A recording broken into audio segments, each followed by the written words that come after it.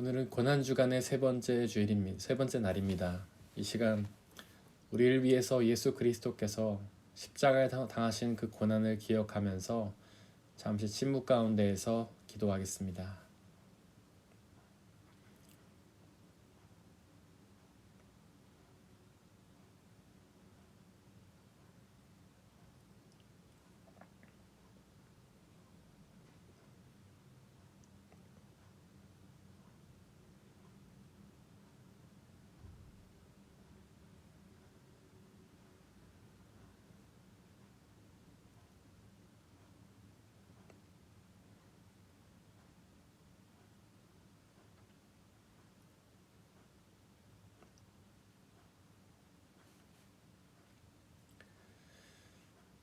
예수님, 당신이 우리를 사랑하셔서 십자가 위에서 죽기까지 당하신 그 고난을 기억합니다. 그 고난을 다 이해하지는 못하더라도 그 고난의 일부라도 우리가 깨닫고 마음에 새기며 살아가게 하여 주옵소서. 주님이 당하신 그 고난을 기억하며 주님의 은혜에 감사하며 주님의 뜻을 조금이라도 따르며 살아가는 우리가 되게 은혜 내려 주옵소서. 이 시간 당신의 그 고난의 의미를 우리에게 말씀하여 주옵소서. 그 고난의 의미를 참되게 묵상하게 역사하여 주옵소서. 예수님의 이름으로 기도드렸습니다. 아멘.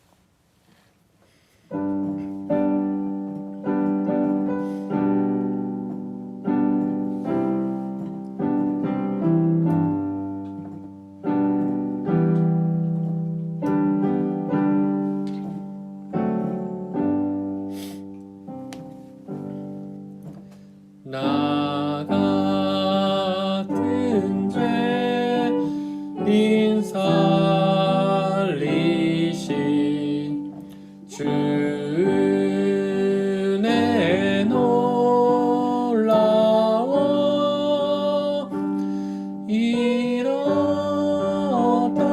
생명 찾았고 광명으로 떴네.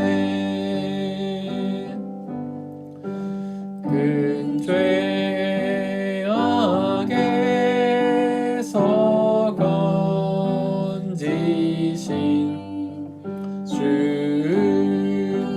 내 노마워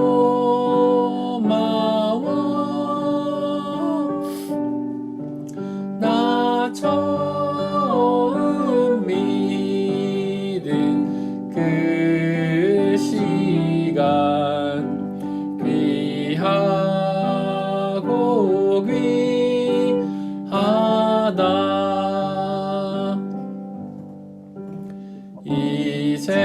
이제껏 내가 산 것도 주님의 은혜라. 또 나를 장차 본향에 인도해 주시리.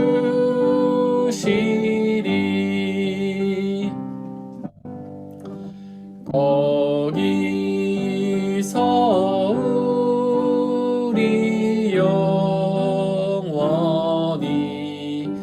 주님의 은혜로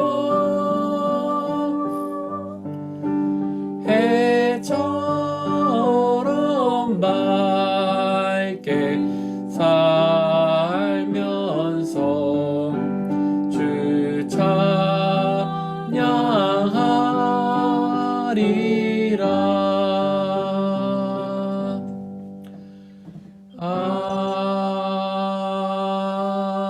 아멘.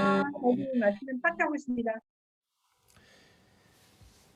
우리 함께 공동 기도문을 통해서 기도드리겠습니다.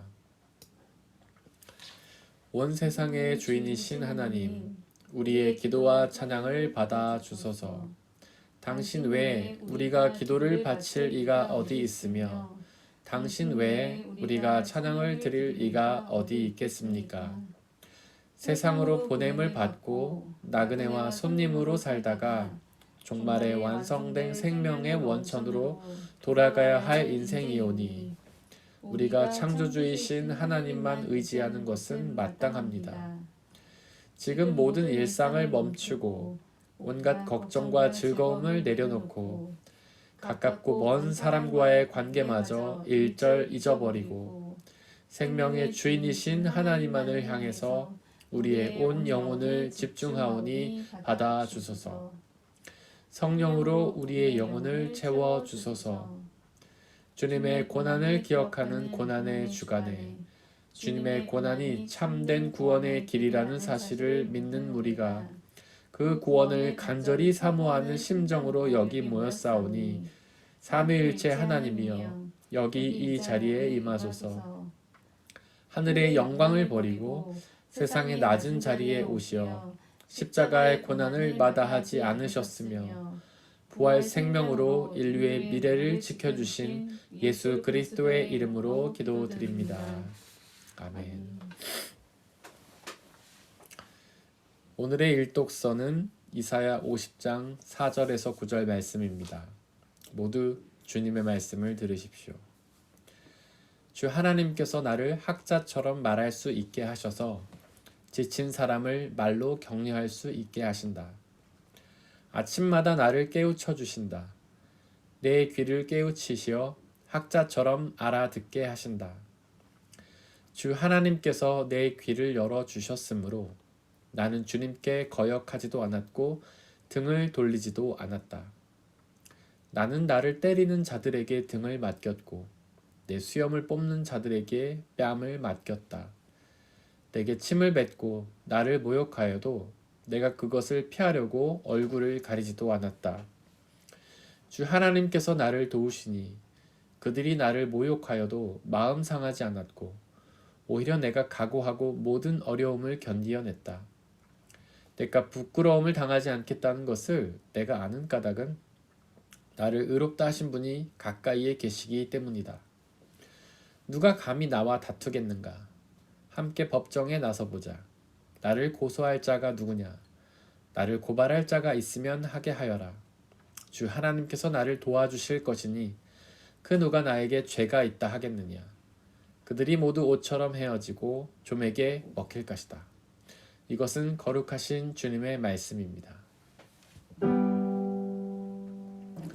아멘.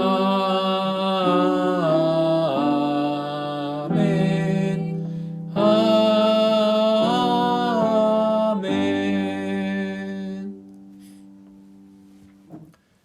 함께 성시교독 하시겠습니다. 이에 예수께서 제자들에게 이르시되 누구든지 나를 따라오려거든 자기를 부인하고 자기 십자가를 지고 나를 따를 것이니라. 이를 위하여 너희가 부르심을 받았으니 그리스도도 너희를 위하여 고난을 받으사 너희에게 본을 끼쳐 그 자취를 따라오게 하려 하셨느니라.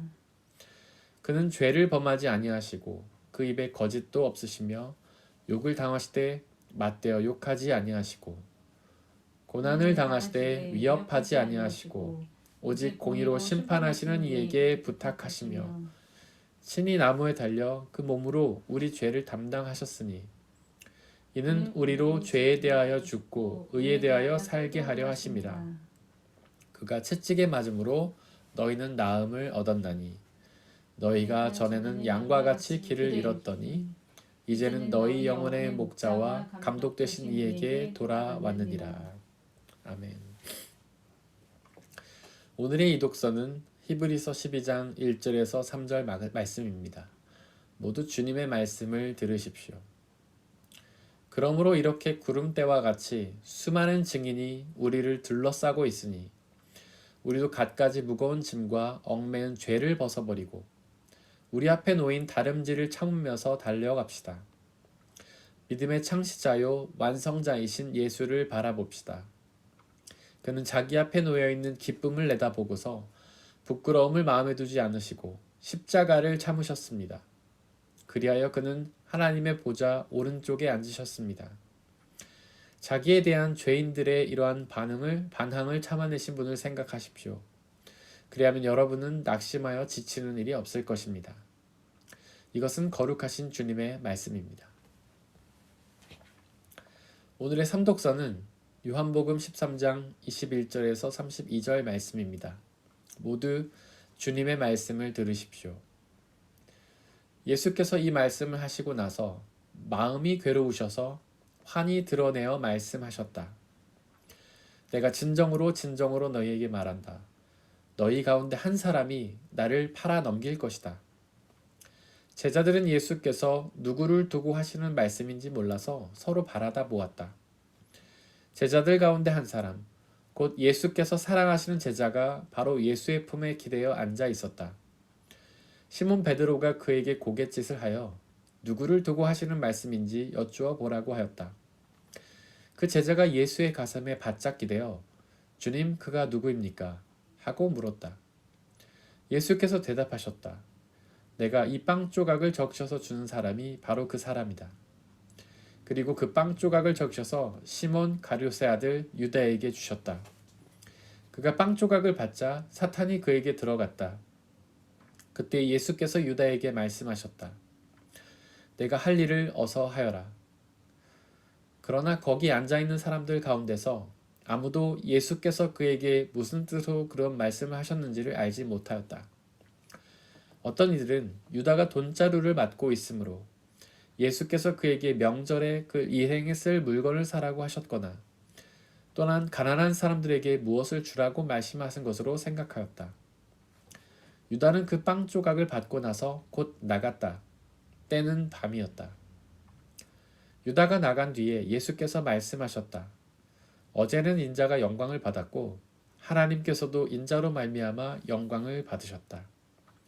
하나님께서 인자로 말미암아 영광을 받으셨으면 하나님께서도 몸소 인자를 영광되게 하실 것이다. 이제 곧 그렇게 하실 것이다. 이것은 거룩하신 주님의 말씀입니다.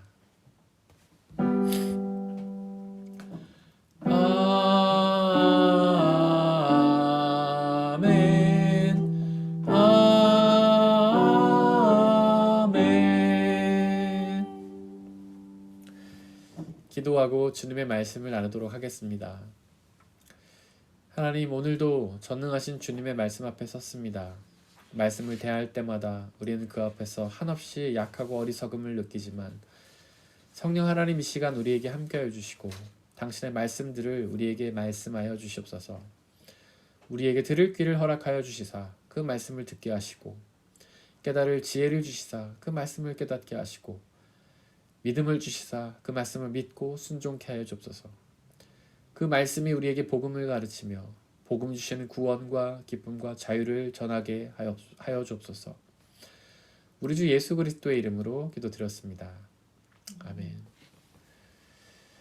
어떤 목사님께서 기독교의 심장은 성경이고 성경의 심장은 예수님이고 예수님의 심장은 십자가다라고 말씀을 하셨습니다. 즉 복음의 핵심이 바로 십자가라는 뜻이겠죠. 사실은 십자가 자체가 중요한 것은 아닙니다. 우리는 십자가를 굉장히 중요한 상징처럼 사용하죠. 교회 첨탑에도 붙이기도 하고 교회 내부나 집안에도 걸어두기도 하고 우리의 목걸이나 귀걸이로 만들어서 달고 다니기도 합니다.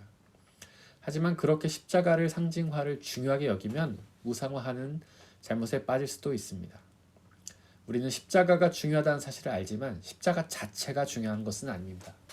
바로 십자가에 달리신 그 예수 그리스도와 그분이 당하신 고난과 죽음이 중요한 것이죠. 예수님은 공생애 동안에 아주 여러 가지 사역들을 하셨습니다. 하지만 그 모든 사역들의 가장 핵심 그리고 가장 중요하고 본질적인 사역은 바로 십자가의 고난과 죽음이라고 할 수 있습니다. 예수님이 귀한 말씀도 많이 전하셨죠. 우린 그분의 말씀을 통해서 하나님의 나라와 영원한 생명, 구원의 비밀을 알 수 있습니다. 그분은 많은 사람들을 치유하셨고 또 죽은 사람을 살리기도 하셨죠. 그것도 모두가 중요한 사역이지만 그것보다 가장 중요한 것은 그분의 십자가와 부활이라고 할 수 있습니다. 바로 그 십자가의 고난과 죽음 그리고 부활을 통해 우리 죄가 씻김을 받고 영원한 생명을 얻게 되었기 때문이죠. 그렇다면 과연 그 십자가의 고난과 죽음의 진정한 의미는 무엇일까요? 첫째는 2절에 기록된 것처럼 부끄러움을 마음에 두지 않으시고 십자가를 참으셨다는 사실입니다. 이것은 바로 예수님의 겸손을 의미합니다. 여기서 부끄러움을 참으셨다는 것은 겸손함에서 오는 부끄러움을 참으셨다는 뜻이죠. 빌립보서 2장 6절에서 8절은 이렇게 설명합니다. 그는 하나님의 모습을 지니셨으나 하나님과 동등됨을 당연하게 생각하지 않으시고 오히려 자기를 비워서 종의 모습을 취하시고 사람과 같이 되셨습니다. 그는 사람의 모양으로 나타나셔서 자기를 낮추시고 죽기까지 순종하셨으니 곧 십자가에 죽기까지 하셨습니다. 그 예수님의 겸손은 하나님의 모습에서 그 모습을 버리고 우리 사람의 모습으로 되신 겸손입니다. 그것이 얼마나 놀라운 겸손입니까? 전능하신 하나님, 모든 것을 하실 수 있는 하나님이 아주 무능력하고 아무것도 알지 못하고 제한적인 인간의 모습이 되셨다니요. 그리고 사람의 모습들 중에서도 평범한 것 이상의 사람의 모습이 아니라 아주 낮고 천한 목수의 모습으로 오셨죠. 또한 그 예수님의 겸손은 죄가 전혀 없으신 분이셨지만 십자가라는 참혹한 사형의 방법으로 자신을 낮추시는 겸손함이었습니다. 십자가는 당신의 사형 도구 중에서도 가장 끔찍한 사형 도구였습니다. 죄수들 중에서도 가장 극악한 죄수에게 내려지는 사형 도구였죠. 이 땅에 구원자로 오신 예수님께서 우리를 구원하시기 위해 사형수라는 아주 억울한 누명을 쓰신 것입니다. 자신을 낮추시되 지극히 낮추신 것이죠. 그리고 예수님의 겸손은 거기서 끝나지 않습니다. 거기서 한 발 더 나아가서 겸손의 궁극적인 모습까지 나아가죠. 바로 자신을 낮추시되 자신을 죽이기까지 낮추신 것입니다. 우리가 겸손하다는 사람들 떠올려 보시길 바랍니다. 그들은 사실 진짜 겸손한 것이 아닙니다. 그저 겸손한 척할 뿐인 것이죠. 진정한 겸손은 바로 예수님이 하신 겸손입니다. 자신을 낮추시되 죽이기까지 낮추신 것, 그것이 바로 온전한 겸손인 것이죠. 하지만 우리는 그렇게 온전히 겸손하지 못하지 않습니까? 우리를 어느 정도는 낮출 수 있지만 죽기까지는 낮추지 못하잖아요. 어느 정도 낮추다가 자신의 자아가 다치면, 자존심이 다치면 우리는 폭발하지 않습니까? 바로 그러한 겸손이 진정한 겸손인 것입니다. 오늘의 본문 2절은 그 예수님을 바라봅시다 라고 이야기합니다. 바로 그 십자가에 달리신 예수님을 바라보고 그 예수님을 믿자라는 말씀이죠. 또한 그 예수님을 믿을 뿐만 아니라 그분처럼 살자라는 말씀이기도 합니다. 바로 예수님처럼 모든 부끄러움을 참고 겸손해져야 한다는 말씀이죠. 예수님께서 자신의 모습을 하나님의 모습에서 사람의 모습으로 낮춘 것처럼 우리도 우리가 갖고 있는 모든 지위, 권력, 명예를 내려놓고 아주 낮은 모습으로 내려가야 하는 것입니다. 또한 우리가 예수님을 믿다 보면 억울한 오해나 누명을 쓸 때가 많습니다. 특별히 요즘 같은 코로나 시기에는 더욱 그런 것 같습니다. 한국에서는 교회 다닌다고 하면 같이 밥도 먹지 않는다고 하죠. 이렇게 자신이 오해를 받더라도 누명을 쓰더라도 끝까지 자신을 참아내는 그 모든 것들을 견뎌내는 겸손, 그러한 겸손을 우리는 배워야 할 것입니다. 또한 예수님이 십자가에서 자신을 죽인 것처럼 우리 자신을 죽이는 겸손을 배워야 합니다. 우리 자신의 욕망, 자존심, 자신의 쾌락, 그 모든 것들을 다 버리는 겸손이 우리에게 있어야 하는 것이죠. 십자가의 두 번째 의미는 바로 대속의 사랑입니다. 로마서 4장 25절은 이렇게 기록합니다. 예수님은 우리의 범죄 때문에 죽임을 당하셨고 우리를 의롭게 하시려고 살아나셨습니다. 바로 우리의 죄를 사하주시기 위해 예수께서는 십자가에서 고난을 당하다가 죽으셨다는 말씀이죠. 죄가 무엇인지는 다 알죠? 죄라는 것은 바로 하나님을 믿지 않는 것을 의미하잖아요. 로마서 6장 23절은 죄의 삭시 죽음이라고 말합니다. 우리가 죄를 지은 결과로 죽게 되었다라는 말씀이죠. 또한 로마서 3장 23절은 모든 사람이 죄를 범하였습니다. 그래서 사람은 하나님의 영광에 못 미치는 처지에 놓여 있습니다. 라고 선포합니다. 여기서 영광은 하나님의 모습이 나타나는 것을 의미하는데요. 바로 하나님의 생명 창조의 능력이 나타나지 못한다는 뜻입니다. 바로 우리가 죄를 지음으로 하나님의 생명 창조의 능력이 우리에게서 나타나지 못하는 것이죠. 바로 우리가 죄를 지음으로 영원한 생명을 누리지 못하고 결국 죽게 되었던 것입니다. 하지만 예수님은 우리를 사랑하셔서 우리의 죄를 용서해 주기를 원하셨습니다. 그래서 당신의 아들 예수 그리스도를 이 땅에 보내시고 우리를 대신해 그분을 죽게 하셨죠. 로마서 8장 2절은 이렇게 선포합니다. 하나님께서는 자기의 아들을 죄된 육신을 지닌 모습으로 보내셔서 죄를 없애시려고 그 육신에다가 죄의 선고를 내리셨습니다. 바로 원래 우리가 죄에 대해서 사형을 선고받았어야 하지만 우리를 대신해 예수님께서 사형 선고를 받으셨던 것이죠. 바로 그분이 대신 죽으심으로 우리의 죄가 용서받고 우리에게서 하나님의 영광이, 하나님의 생명 창조의 모습이 드러날 수 있게 된 것입니다. 이제 우리가 할 일은 무엇일까요? 바로 2절에 기록된 것처럼 그 예수 그리스도를 바라보는 것입니다. 바라본다라는 것은 방향을 전환하는 것을 의미하는 것이죠. 그전에는 나의 욕망, 내가 바라는 것, 내 자신을 바라보던 삶에서 돌이켜서 오직 예수님을 바라는 것, 그것이 바로 우리가 해야 할 일인 것입니다. 그것이 바로 회개이며 그것이 바로 믿음이죠. 그렇게 예수 그리스도를 회개하고 믿을 때에 우리는 그분이 십자가에서 이루신 죄사함과 구원의 은혜를 누릴 수 있게 된 것입니다. 또한 그 예수를 바라보자라는 말은 예수님을 바라봄으로써 그분이 사셨던 그대로 살아간다라는 의미입니다. 바로 그분이 십자가에서 죽으심으로 우리의 죄를 용서해 주신 것처럼 우리도 그렇게 십자가를 지고 우리 이웃의 잘못을 용서하는 것이죠. 이웃에 대한 잘못을 용서하는 것은 선택이 아니라 필수입니다. 주기도문에서도 우리가 우리의 잘못을 용서한 것과 같이 우리의 죄를 용서해달라고 기도하지 않습니까? 또한 예수님이 비유를 전해주신 것처럼 바로 데나리온의 비유가 그 얘기를 말하고 있지 않습니까? 우리는 이웃의 잘못을 용서해야 바로 십자가에서 이루신 예수님의 죄사함의 용서를 받을 수가 있는 것입니다.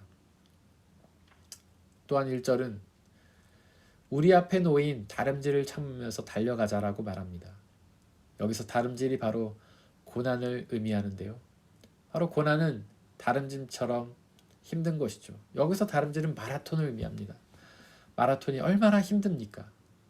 고통과 고난을 견뎌내야지만 완주할 수 있잖아요. 우리는 신앙생활이 늘 편하고 좋은 것으로만 착각합니다. 그러나 그렇지 않습니다.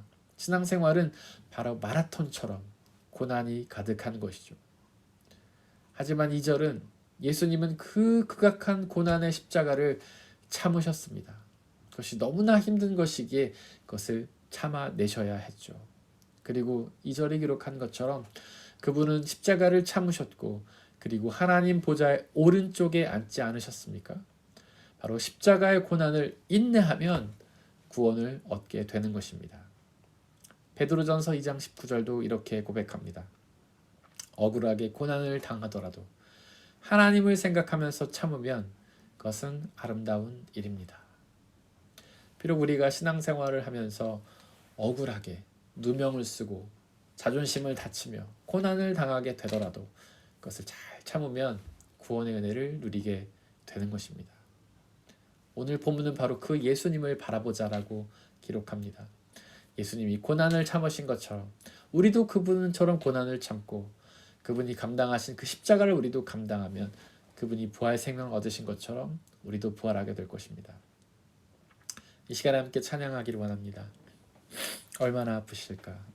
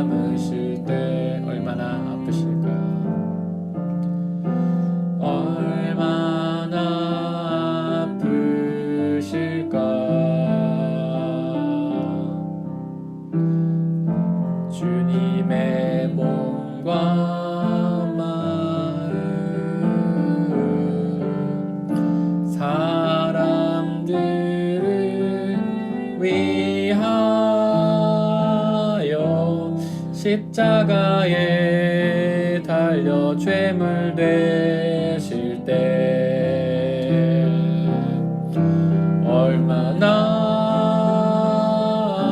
아프실까. 하나님 가슴은 독생자 주셨건만 인간들 부족하다 원망할 때 얼마나 아프실까. 주님의 심령은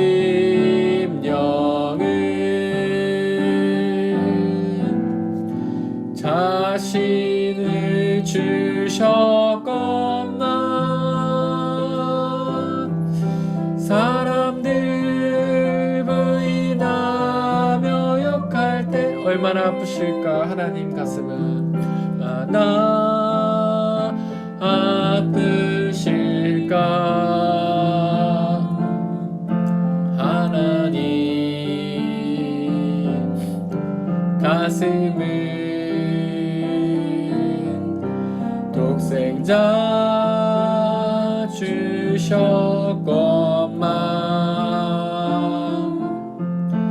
인간들 부족하다 원망할 때 얼마나 아프실까. 주님의 심령은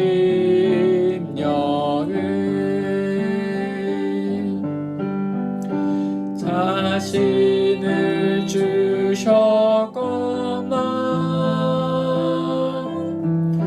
사람들 부인하며 욕할 때 시간 함께 기도하기를 원합니다. 먼저 십자가에서 자신을 낮추신 예수님처럼 우리도 자신을 낮추고 겸손하게 되기를, 또한 예수님이 십자가에서 죽으심으로 우리의 죄를 용서하신 것처럼 우리도 자신을 죽이고 이웃의 잘못을 용서하기를, 십자가는 고난이지만 끝까지 참고 견뎌내므로 구원의 은혜를 누리게 되기를, 이 시간 함께 기도하겠습니다. 아버지 하나님, 이 시간 간절히 기도합니다. 예수 그리스도께서 십자가에 당하신 그 고난을 기억합니다. 예수님이 십자가 위에서 자신을 낮추신 것처럼 우리도 또한 그렇게 자신을 낮추고 겸손케 되게 하여 주옵소서. 예수님이 십자가에서 죽으심으로 우리의 죄를 용서해 주신 것처럼 우리도 그렇게 자신을 죽이고 이웃의 잘못을 용서하게 하여 주시옵소서. 그래서 너무나 어렵고 힘든 일입니다. 우리는 잘못을 용서받기는 원하지만 쉽게 용서하지는 못합니다. 요새 작은 잘못도 마음속에 새기고 반드시 복수하려고 우리는 마음속에 생각을 품습니다. 그러나 아버지 하나님, 당신께서 성령의 은혜를 주시고 역사해 주셔서 우리가 이웃의 잘못을 용서하게 하여 주옵소서. 예수 그리스도께서 우리의 죄를 용서해 주신 그 사랑을 기억하고 감사하며 이웃의 잘못을 용서하며 나아갈 수 있도록 아버지 역사해 주옵소서. 이웃에 향한 미움과 복수의 마음이 우리를 괴롭히고 불끈불끈 솟아나오지만 성령 하나님, 우리의 모든 죄악된 마음을 사로잡아 주시고 하나님께서 사라지게 하여 주시고 오직 예수 그리스도의 사랑으로 그들을 용서케 하여 주시옵소서. 아버지여, 그 모든 십자가의 고난은 어려운 일입니다. 그러나 하나님, 우리가 끝까지 참고 견디게 하여 주시고 예수 그리스도께서 그 고난의 끝에 구원의 은혜를 누리신 것처럼 우리도 또한 그렇게 부활의 은혜를 누릴 수 있도록, 구원의 은혜를 누릴 수 있도록 아버지 하나님 역사해 주시고 은혜 내려 주시옵소서.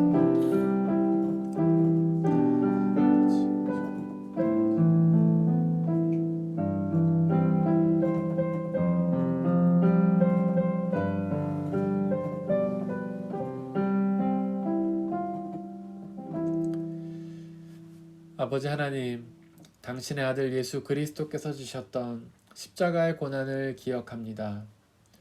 그분은 원래 하나님이셨지만 하나님과 동일한 모습을 취하지 않으시고 자신을 낮추셔서 자신을 비우셔서 우리 사람과 똑같이 연약한 모습이 되셨습니다. 또한 그렇게 자신을 낮추고 겸손케 되신 예수님은 극악한 사형수를 들은 십자가를 지고 고난과 죽음을 당하셨습니다. 그 이유는 바로 우리를 죄를 용서하시고 구원하시기 위함이었습니다. 아버지 하나님, 우리가 그 십자가를 묵상하고 기억하며 나아갑니다. 주님께서는 우리에게 그 십자가를 지라고 말씀하시는데 우리도 예수님이 지신 그 십자가를 우리도 또한 지게 하여 주옵소서. 예수님이 우리의 죄를 위해 십자가에서 고난당하다 죽으셨던 것처럼 우리도 십자가에서 고난당하다가 죽음으로 자신의 모든 욕망과 자존심과 교만함을 내려놓음으로 이웃들의 잘못을 용서하게 하여 주옵소서. 이웃의 잘못을 용서하는 것은 어려운 일이지만 성령 하나님께서 역사하여 주시고 우리가 그 일을 할 수 있도록 역사하여 주시옵소서. 그 십자가를 지는 것은 너무나 큰 고난이고 힘든 일이지만 예수 그리스도께서 그 고난을 끝까지 참으심으로 부활의 생명을 누리신 것처럼 우리도 그 고난을 끝까지 참고 견뎌내어 예수 그리스도처럼 부활의 생명을 누리게 하여 주옵소서. 성령 하나님 역사하여 주시고 그런 놀라운 은혜가 우리에게 있도록 늘 함께 하시며 지켜 보호하여 주옵소서.